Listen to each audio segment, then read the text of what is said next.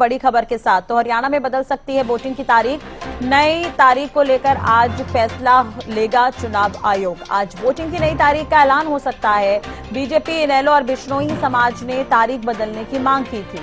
तो ये बड़ी और अहम खबर हम आपको बता रहे हैं। हरियाणा में वोटिंग की तारीख बदल सकती है। नई तारीख को लेकर आज चुनाव आयोग फैसला ले सकता है। वोटिंग की नई तारीख का ऐलान हो सकता है। बीजेपी, इनेलो और बिश्नोई समाज ने तारीख बदलने की मांग की थी। जो लेटर लिखे गए थे बीजेपी की तरफ से, इनेलो की तरफ से जो मांग की गई थी, बिश्नोई समाज की तरफ से जो चिट्ठी लिखी गई थी, वो भी हम आपको 3 तस्वीरों में दिखा रहे हैं। आपको बता दें कि चुनाव जो है फिलहाल तो जो तारीखों का ऐलान हुआ है उसके लिहाज से अगर देखा जाए तो 1 अक्टूबर को मतदान होना है हरियाणा में और 4 तारीख को परिणाम सामने आ जाएंगे। लंबी छुट्टियां पड़ रही हैं, लगभग 6 दिन की छुट्टियां पड़ रही है। ऐसे में ये चिट्ठी लिखी गई थी कि वोट प्रतिशत पर असर पड़ेगा। ये तर्क दिया गया चिट्ठियों में। बीजेपी ने चुनाव की तारीख बदलने की मांग की है। बीजेपी, इनेलो और बिश्नोई समाज ने इसी को ये चिट्ठी लिखी है। दरअसल बिश्नोई समाज का एक अनुष्ठान कार्यक्रम भी होना है, तो बड़ी संख्या में लोग वहां पर समाज के लोग इकट्ठा होते हैं। लगातार छुट्टियों के चलते वोटिंग पर असर पड़ेगा, ये बीजेपी ने तर्क दिया है। आपको बता दें कि 28 अगस्त को शनिवार की छुट्टी है और 29 तारीख को रविवार है। तो 29 अगस्त को रविवार की छुट्टी है। उसके बाद 1 तारीख को वोटिंग की तारीख है और 2 तारीख को गांधी जयंती की छुट्टी है। तो 2 अक्टूबर को गांधी जयंती होगी, छुट्टियां होंगी। लंबा गैप पड़ रहा है, लंबी छुट्टियां पड़ रही है, तो ऐसे में लोग ट्रिप प्लान कर बाहर भी जा सकते हैं। 3 अक्टूबर को अग्रसेन जयंती है और उसके बाद बिश्नोई समाज का एक अनुष्ठान कार्यक्रम भी है उसी बीच।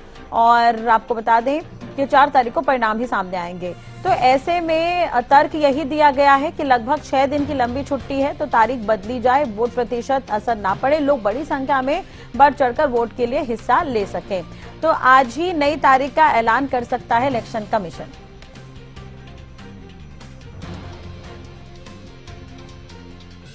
चलिए इसी खबर पर ज्यादा जानकारी के लिए बात करेंगे। दिल्ली से संवाददाता अपराजिता श्री हमारे साथ जुड़ गई है। अपराजिता, जानकारी आपसे चाहेंगे। इलेक्शन कमीशन को चिट्ठी तो लिखी गई है, मंगलवार का समय दिया गया था, क्या कुछ रह सकता है आज खास? क्या डेट बदल सकती है? तारीखों को लेकर किसी तरह का कोई अनुमान है क्या फिलहाल?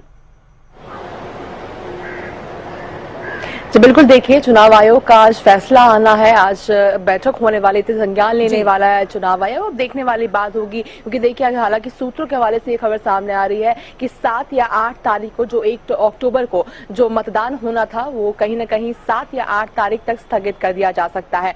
अभी फैसला हालांकि चुनाव आयोग का आखिरी रहेगा। देखने वाली बात होगी जब संज्ञान लेती है चुनाव आयोग तो क्या फैसला लेकर आती है। साथ ही एक बहुत बड़ा चीज हो जाता है, वो है जम्मू कश्मीर की जो आखिरी फेज यानी 3rd फेज जो होने वाली है, वो कोइंसाइड कर रही थी हरियाणा के चुनाव से लेकर के। तो वो भी देखने वाली बात होगी, क्या जम्मू कश्मीर की भी तारीखों को अगर क्या आगे बढ़ाया जाता है, काउंटिंग को जम्मू कश्मीर को आगे बढ़ाया जाता है, ये भी चीजें देखने वाली होगी। फिलहाल की अगर हरियाणा के लिहाज से हम बात करते हैं तो बिल्कुल चुनाव आयोग का संज्ञान लेने वाली है। अब देखने वाली बात होगी कि क्या तारीख होता है, क्योंकि देखिए कांग्रेस की तरफ से हालांकि कहा जा रहा है कि प्रीपोन करने की बात करती है। अगर छुट्टी वाली चीजें हैं, अगर छुट्टी बीच में आ रही है तो प्रीपोन करने की बात करती है। पोस्टपोन करने की बात खुद में दर्शाता है कि भारतीय जनता पार्टी चुनाव से भाग रही है। इस तरीके की बयानबाजी भी लगातार देखने को मिल रहा है। बहरहाल अगर बयानबाजी को हम दरकिनार करते भी हैं तो बिल्कुल चुनाव आयोग की तरफ से बिल्कुल सूत्रों की माने तो कहा जा रहा है कि 7 या 8 अक्टूबर को जो चुनाव है, जो 1 अक्टूबर को होने वाले थे, वो हो सकते हैं। जी बिल्कुल। और दूसरी तरफ अपराजिता, हम एक तरह से ये भी देखें कि ये भी बयान है कांग्रेस की तरफ से भी ये कहा जा रहा है कि अगर पहले होते हैं चुनाव तो भी ठीक है, बाद में होते हैं तो भी ठीक है। लेकिन फिलहाल जो चिट्ठियां लिखी गई है उस पर क्या उसके बाद कोई रिएक्शन मिला है? क्योंकि 6 दिन का लगभग अवकाश पड़ रहा है, तो लोग बाहर जा सकते हैं, वोट प्रतिशत पर असर पड़ेगा। और इससे पहले भी कई जगहों पर चुनाव बदले गए हैं। जी बिल्कुल देखिए, बयानबाजी की अगर बात करते हैं तो जिस दिन चिट्ठी लिखा गया था अध्यक्ष मोहनलाल बरौली के द्वारा लिखा गया था चुनाव आयोग को, उस दिन भी हमने देखा था कि हालांकि उनको सपोर्ट किया गया था। जो अग्रवाल समाज के हैं उनके अध्यक्ष के द्वारा भी चिट्ठी लिखी गई थी, जिसके बाद INLD ने भी सपोर्ट किया कि बिल्कुल छोटी होने की वजह से, इतनी लंबी जो छुट्टी है जिसकी वजह से बिल्कुल लोगों को बाहर जा सकते हैं, जो वोटिंग परसेंटेज है उसमें कम हो सकता है। इस तरह की चीजें बिल्कुल सपोर्ट किया गया था। हालांकि कांग्रेस के द्वारा चाहे दीपेंद्र सिंह हुड्डा हो जाए, कुमारी शैलजा हो जाए, कुमारी शैलजा ने बड़े शायराना अंदाज में लिखा था कि छुट्टी का हवाला देते हुए उनकी छुट्टी हो जाएगी, इस तरह की चीजें उन्होंने लिखा था। दीपेंद्र सिंह हुड्डा ने भी किया था।